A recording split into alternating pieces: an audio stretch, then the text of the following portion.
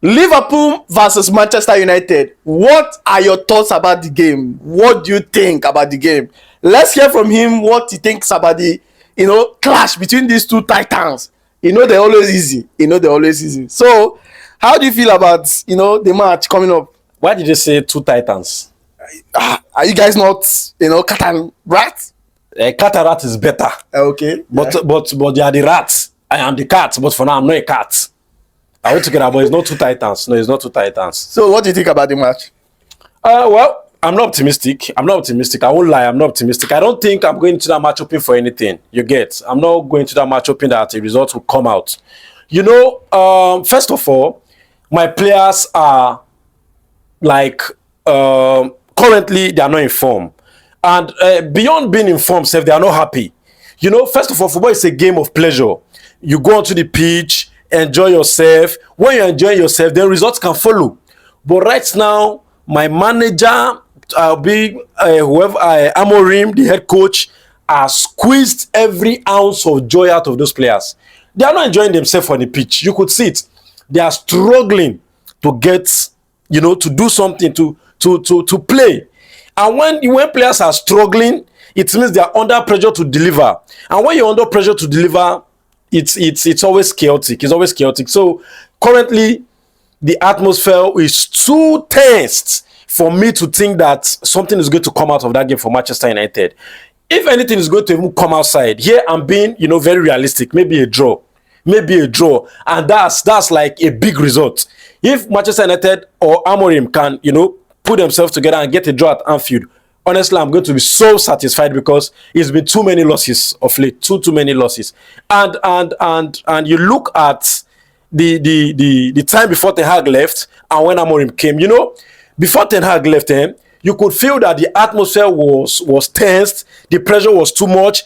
Every single game that we are playing, it was as if the pressure, to deliver was there. Every single match was results subjected. When Man United is facing this person, you say they have to beat this person or Ten Hag will be fired. When United are facing this person, the same story. So the atmosphere was not relaxed. Then Ten Hag was fired and then the whole pressure got down.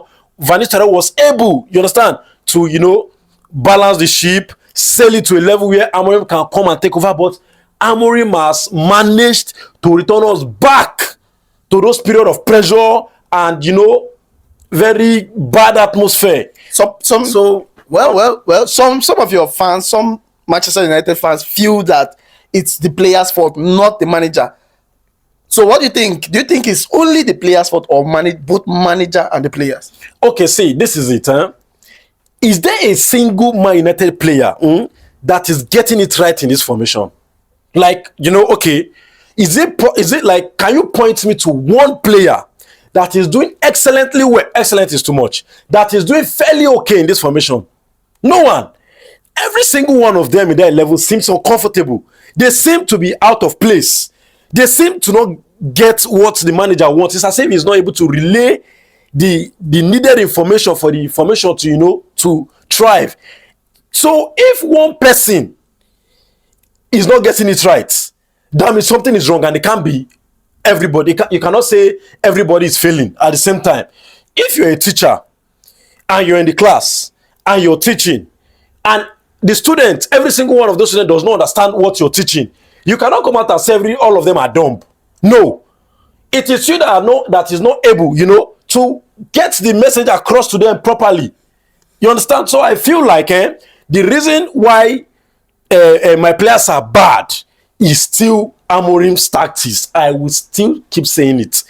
And I will keep saying something. It's not like the tactics is bad. The tactics is not bad. But Amorim has come out to say, these players have been trained for 2 years to play one formation. Him has come in now to change the formation, so it's going to be difficult for them to learn it. Now, we are now mid-season. You understand? This is the second half. This game 20 is Liverpool now. We are playing game 20 versus Liverpool, and you are now bringing a new tactic. So, we are expecting disaster. If he refuses or if he wants to stick to his tactics, we are expecting disaster. And one thing about the situation like this is there is no positive. There is no, at the end of the day, there will be no, it's going to be net negative. You know why? Let's say the players are playing to get the formation right, and they are losing games. The fact that they are losing game means they are losing confidence, and when they are losing confidence, they are losing quality, and they are losing form. So even if you cannot understand a formation through losing form, the more games you lose, the more confidence you lose, and so from there it's downward spiral. You're going down, and I don't think Amorim is going to get it right that way. Well, concerning the news around Manchester United, even Adidas is threatening to leave Manchester United if they go to, or if they eventually land in relegation zone. Well, you see, that relegation thing, that relegation news around Manchester United is what irritates me the most. You know why? We lie to ourselves the most as Manchester United fans. Before Ten Hag was fired, was anybody thinking about relegation? No. In fact, let me tell you something. Had it been that we beat Bournemouth, we would have gone 2 points off top 4. Do you know? Yeah. Yes, we would have gone 2 points off top 4. But since then, we've lost to Bournemouth, we've lost to who again? Newcastle. And then now, it's as if we are in a relegation battle. That is how bad Amorim's reign has been. So when a manager is throwing you in a relegation battle, I don't know why you are absorbing the manager.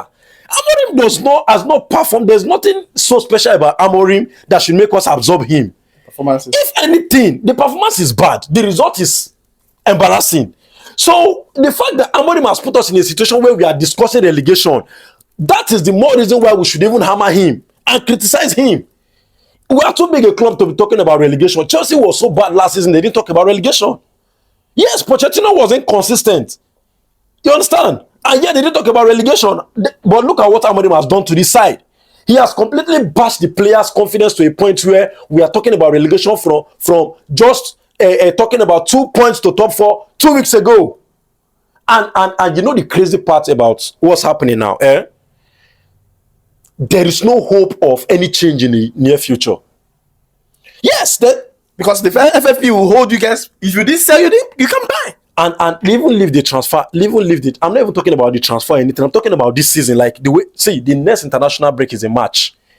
If Amorim continues to stick to 3-4-3 as he has decided to, and the result continues to go against us, we are going to be in a very, very, very bizarre situation.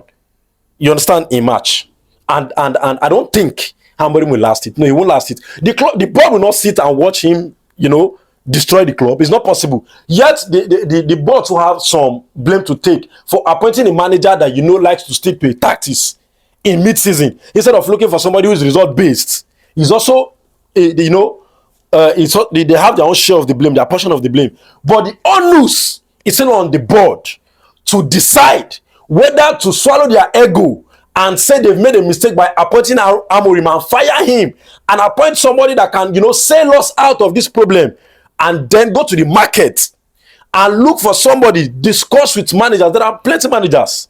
Manchester United, even though we are not in the best position, we are still a club that can attract big guys.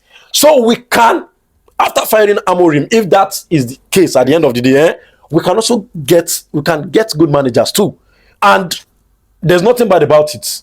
You can get decisions wrong, you can get it right. And to be fair on Oman Berada and the likes of the board, they just came in, so we can give them the benefit of some errors, understand, in making decisions. So Amorim might be one of those decisions that they made that was bad that they made. You understand? So honestly, if Amorim doesn't get it right, or if you continue to stick to this formation, go into that Liverpool game, and the crazy thing about Liverpool don't know how to, make us hope in a game.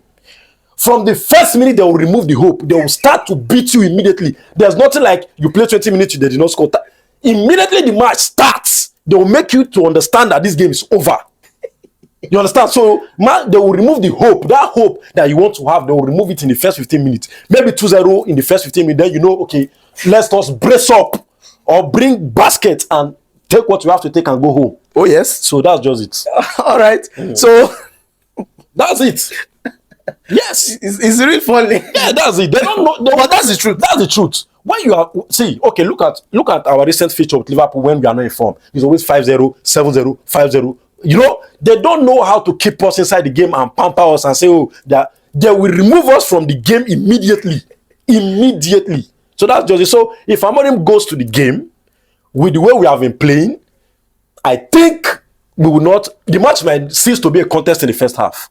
All right, but you know, looking at your squad, the whole of the squad, Liverpool don't hammer. This is the least motivated squad. That's what I'm saying. So I am so angry. Not angry. I am so afraid that it might go disastrous. 10-0 is not far. My eye never see for Liverpool. 10-0 is not far. What my eye never see for Liverpool hand never. I know sure say they beat me no be today anyhow beating. So there was a time Ragnick, you know, this thing Amorim is doing. Amorim is not the first to. Remember when we signed Ragnick to come and replace, was it Ole? Yeah. Ragnick came. Klopp, you know, these players are under pressure. They've not been, you know, having a good run, performing. So when you come, the thing you are supposed to do is to rally the house, play a formation that, you know, can help the team. No, he came with 4-2-2-2-2-2. You remember that formation? Yeah. Everybody will arrange. He took that formation to Anfield. They gave him 5. So when you are not in form, especially if you are Manchester United and Liverpool, they hate Man U, you are not taking an out of form Man U to Anfield. Get your basin, get your offering box, get your basket, receive it, go home. Amorim might see. I promise Manchester United fans, you know, I've been saying that we should not absorb Amorim, we should not excuse him. But I promise you guys, after Sunday, you will see that what all I've been saying is to salvage our club from the trouble that Amorim wants to put it inside. And all of you will turn on Amorim. I'm promising you, you will turn on him. By the time he goes there, they spell Ruben Amorim. You will turn on him. All right. So no hope for Sunday. No, let's hope for the best. I'm hopeless. I'm not optimistic. Okay, Ugarte is returning. Bruno is returning. There might be a balanced 11, but we've played balanced 11 versus Nottingham Forest. We lost.